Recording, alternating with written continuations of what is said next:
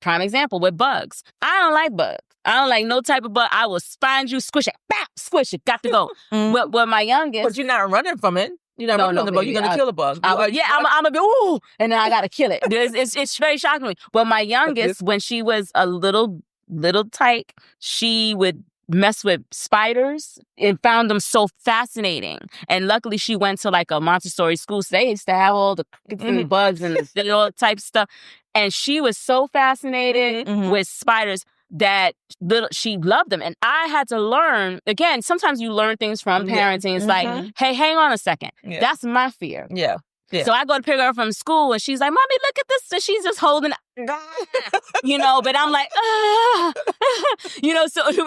but you have to learn, like, that's something she likes to do. So it's okay, but again, I had to learn, stop putting my fears onto them. Yeah.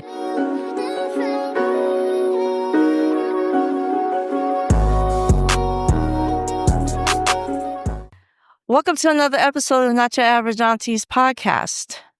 I am Joe. I'm Key. And I'm Jay. And today's topic is projecting your fears onto your children. Have you done that? People do it all the time. I think it happens consciously and subconsciously. Let's define it. Define it for the people. So what's projection? Projection is a psychological concept where someone unconsciously attributes their own feelings, thoughts, fears, or desires onto someone else.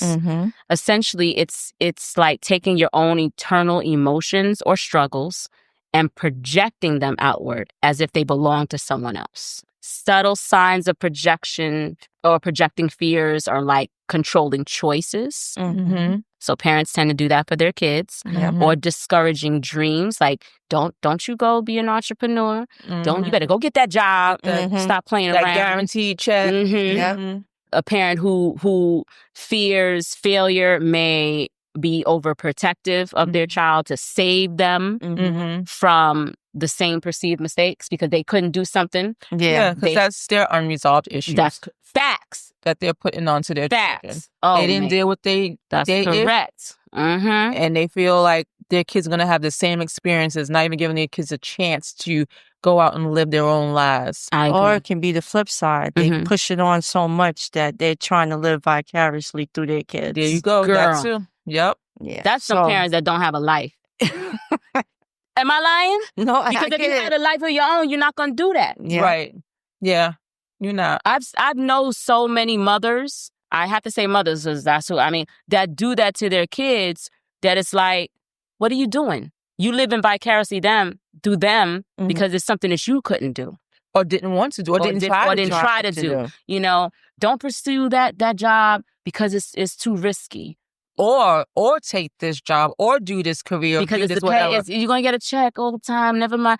And now you done messed up the kid. What about the celebrities? Some of these kids who are celebrities, like their parents aspire to be in stardom and they're pushing their kids out there. Sometimes these kids, or even sports, there's lots of it. I was going to use that. Is the perfect example. I was going to use that. Projecting your aspirations. So a parent who always wanted to be an athlete might push their child into sports, even if they don't want to do it. Yeah. They don't even got the skill to do it. Don't even want to do it. Still trying to... Or they did it and unfortunately their career have ended. So now they want to live it through their children. They want to see how far their children can go.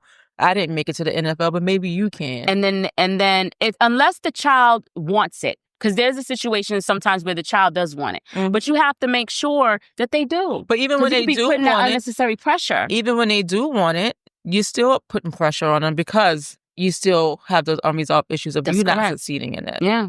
So they got to be the best. They got to be the best. But what about those strange situations where the kids want to be like what their father or mother did, but they want you to do better? They want you to be the lawyer or the doctor versus going into the same field as they did. Well, most parents want their kids to do better than they did. Hopefully, they want them to do better. Yeah, they want them, but it's also about what your child wants too. Absolutely. They might have seen what they did as a struggle as something that they want to pursue, or and so meaning like So if I was a lawyer and my child became a lawyer, but now don't stop at lawyer. or run your own firm. You mean in that kind of a way? I'm talking about, let's say there's a family business and the parents did what they did to make sure that their kids have the best of life. Mm-hmm. So now when they're in school, they don't want them to go into the family business. They want you to be a doctor. They want you to be a lawyer. They want you to go to school and be better than them. Do something different. Different. But you got kids that want to follow in their parents' footsteps and do the same thing. And they're like, they want to run a restaurant too. Yes. Mm-hmm. But they don't feel like they must don't see them running a business as successful, which is unfortunate and sad because that's successful. You're running a business and it's still running and your kids want to follow in. I don't know. That's weird to me. Yeah, I think I think the whole dynamic of parents projecting on their kids, and I really try hard not to do that. And I think I was going down the rabbit hole when my kids were younger, and not necessarily projecting, but just like really like putting pressure. Like, you got to do. I need you to do this. You got to do that, because I wanted them to do good in school, so that you can have a leg up and have opportunities, right? And then I had to realize very early on that thank God I was able to realize this before they graduated high school, but they're their own people with their own minds, and they have their own aspirations and desires. So I got to let go of whatever I thought they should be, because it's their life.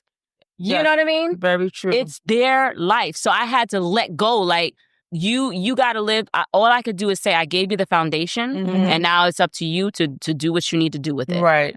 And I think that I don't want to put that. I didn't want to put that pressure, because I realized it's very easy for someone to do that, especially for someone like myself that has their own aspirations and is pretty ambitious, right? Yeah. So it's easy for me to do that. And I had to say, whoa, I had to check myself. Like, what is going on? Because they're going to live their life the way they're going to do the things that they want to do. And it's okay. What other ways that, you can you could project onto your kids outside of wanting them to be career-wise, ambitious-wise? I think being afraid of things is another one. Like, don't travel the world and don't, But just stopping them from doing things that you never did because you were so afraid to do them, and telling them that don't do that because bad people are outside. Something like that. People, they do these things. Can't leave the Bronx because there's terrible and scary people out there. You know? Then meanwhile, other people looking at the Bronx like, I ain't going over there. It's dangerous. So but you're right. Yeah. I call that like the Carrie syndrome. They're all going to laugh at you. Her mom used to say, they're all going to laugh at you. I cannot. It's the truth. Your mom was batshit crazy, but it was the truth. That fear, that fear of don't do this, don't do that, don't play in the mud. You're gonna get dirty. What you think gonna happen? So let them. I think there's something to be said about letting them explore a little bit. Don't touch that. Don't do this, and it starts when they're young. Like, prime example with bugs. I don't like bugs. I don't like no type of bug. I will find you, squish it, bam, squish it, got to go. With my youngest. But you're not running from it. You're not running from the bug. You're going to kill the bug. I'm going to be, ooh, and then I got to kill it. It's very shocking to me. But my youngest, when she was a little tyke, she would mess with spiders and found them so fascinating. And luckily she went to like a Montessori school, so they used to have all the bugs and all the type of stuff. And she was so fascinated with spiders that she loved them. And I had to learn, again, sometimes you learn things from parenting. It's like, hey, hang on a second. That's my fear. Yeah. So I go to pick her up from school and she's like, Mommy, look at this. So she's just holding but I'm like, but you have to learn, like, that's something she likes to do. So it's okay, but again, I had to learn, stop putting my fears onto them. Yeah. It's not fair. But you realize that some parents don't realize. Some parents know. You're right. They know exactly what they're doing. You're right. But then some parents don't know what they're doing. Like, one of my kids used to tell me all the time, and I don't know if this was me projecting on them or not, because I was never one. I never spent the night at friend's house or anything like that.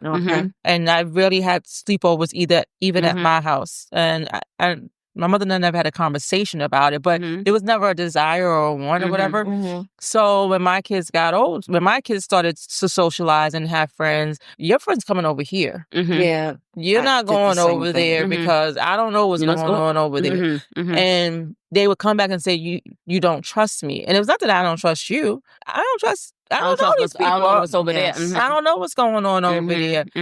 And I think about that and I'm like, did I do something negative in that way to make them feel that I didn't trust them? Was it something that happened to me, like in my life, that I started to do in their life to make it feel that way? I can agree to that because I did that with the kids. But as they got older and once they were in high school, I was able to let go of the reins just a little bit. But it was also because of trauma for me.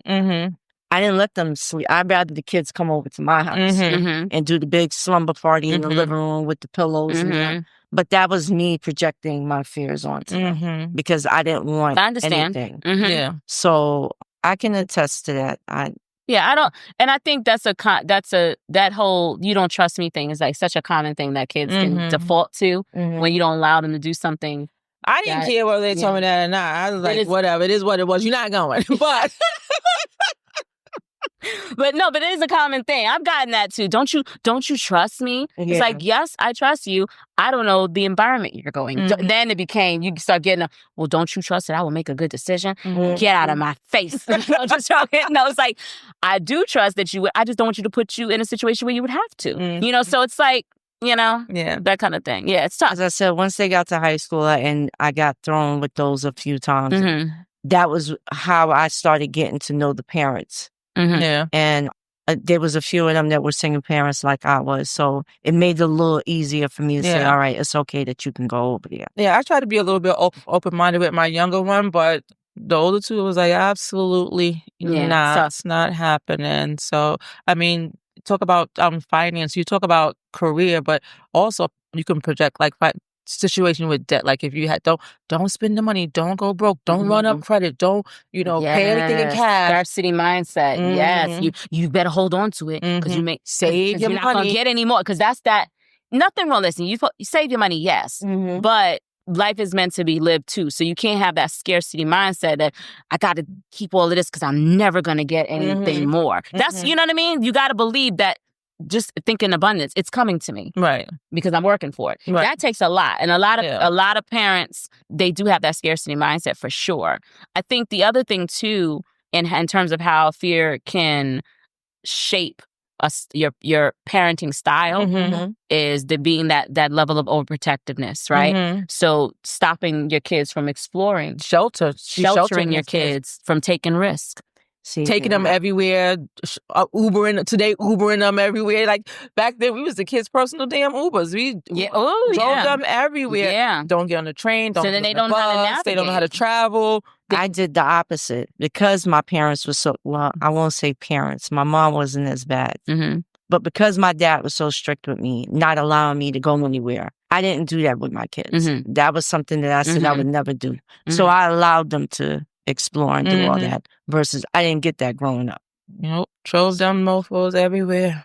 No, but I also let them get on the bus and public transportation too. They gotta learn. Yeah, I'm not shuffling them. And it's easier now. Google Maps tell you how to walk. Exactly. Take the bus, train, everywhere. Figure it out. We had to figure it out, child. You be walking on 2 blocks one time in Manhattan. You be like, damn it, I gotta go this way, and then you learn Manhattan. Exactly. But. Yeah, can you take me to school and the school's right down the street? No, I'm not. No.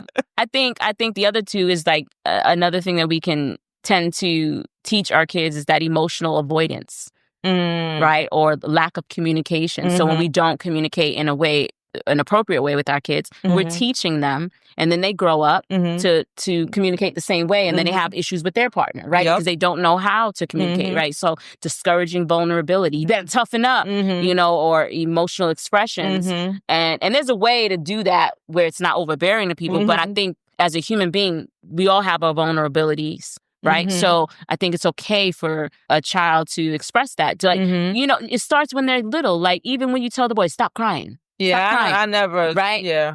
Toughen up. Or it starts there, though. Or quit crying. Or let them express, why are you sad? Right.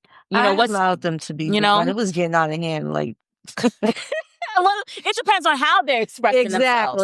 So it's like, you need to learn. But again, teaching them, hey, check your language and how you got to learn. You got all that stuff pent up. Right. Let's figure out how to get it out in a way that's not disrespectful. Right. Yes. But you're still getting out what you got to say. Because they got to learn that you're in life. You have to deal with people and have to learn how to talk. Yes. And if you don't learn that at a young age, you're going to grow up to be an adult that know how to talk, yelling and carrying on and not knowing how to express themselves and doing that to everybody. And you're going to meet the wrong person, and then now you got a problem, right? So you're all not these know things, how to deal with that. Like a confrontation, you always if you're arguing for them on their behalf all the time, they're not gonna never know how to fight for themselves verbally. Yeah, you know. And they'll be wimps in relationships, you know. They won't be able to function. Yeah, you know, and that's not so. I think when we have all these projections on our kids, we're doing them a disservice. Exactly, a disservice. You know, we're not letting them, especially if it's not positive projections or like positive reinforcements, things that's gonna make them be better and do better for them. It's the negative ones that are bad, right? The fear of certain things.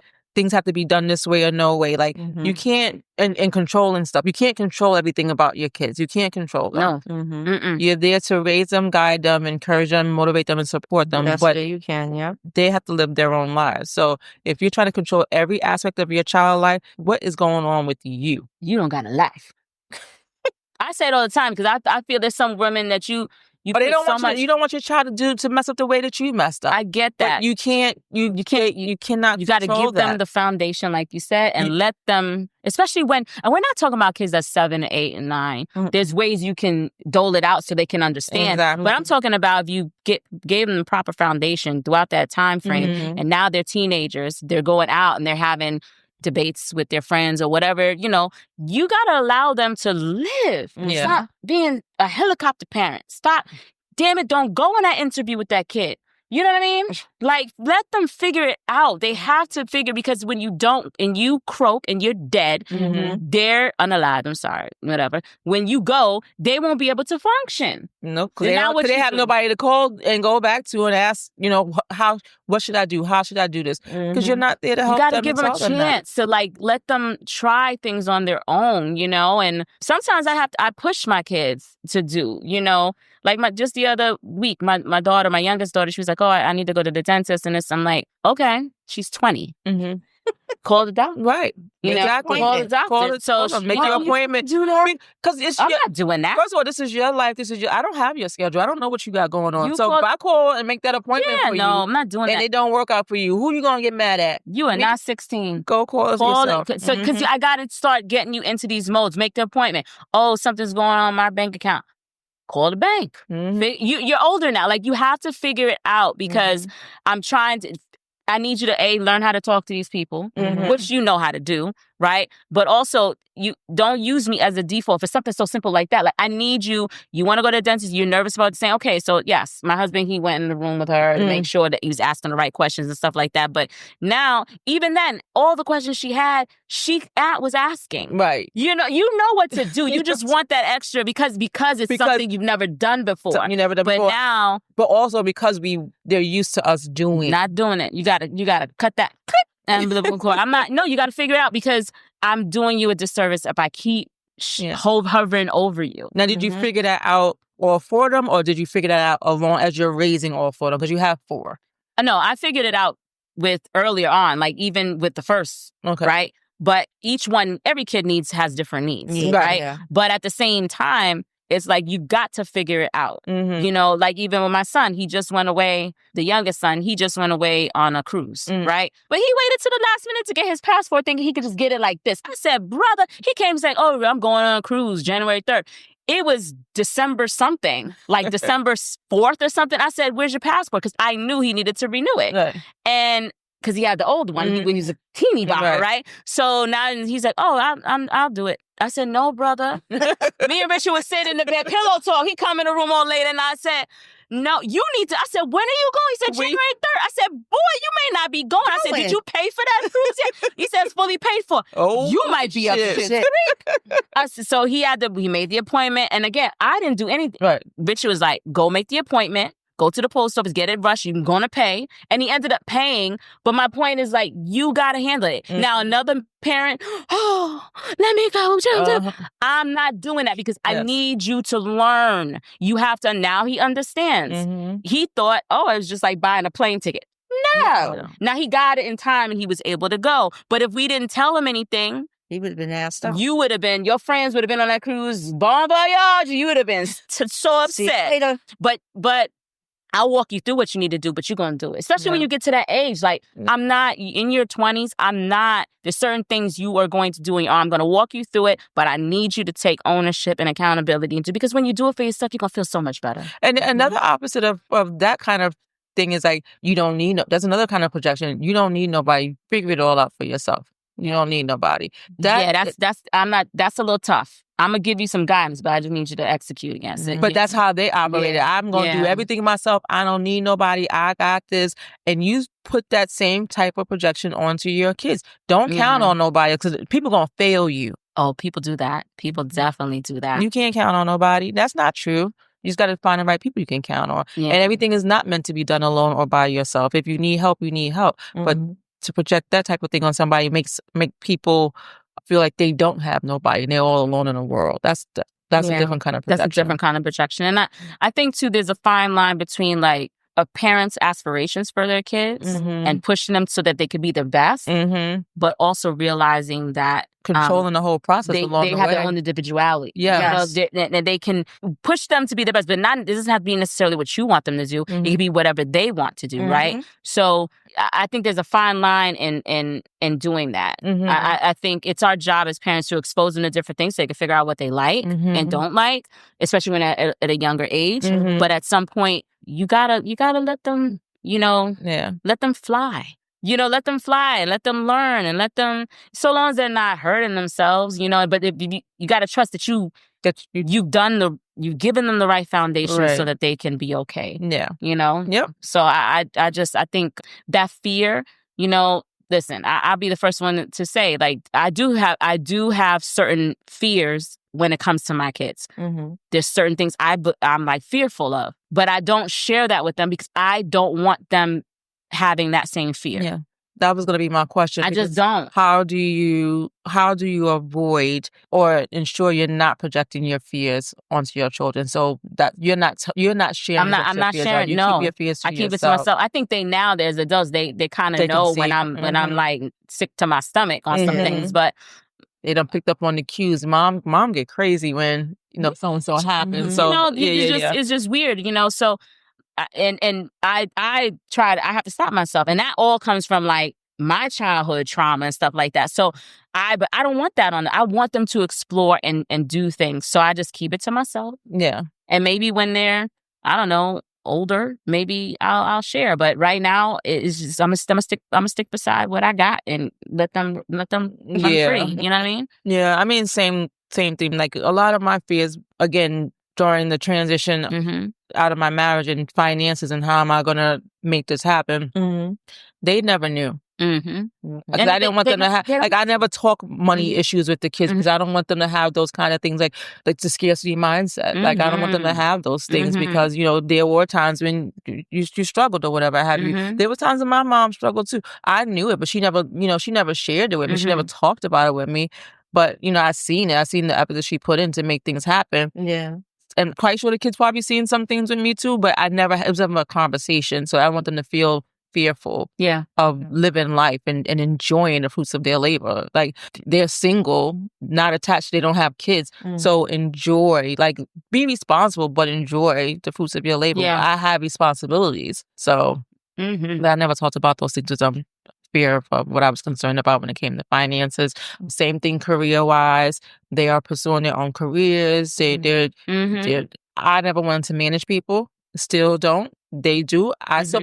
You guys are awesome. I'm glad you guys are doing that. Never would I say, I never want to manage people. I don't know how you guys do that. That's what I don't want to do. You guys are great. Go ahead. I love it for y'all. I think as parents, we just have to, like exactly what you said, you got to change how you're speaking to them and how you're interacting with them. Yeah.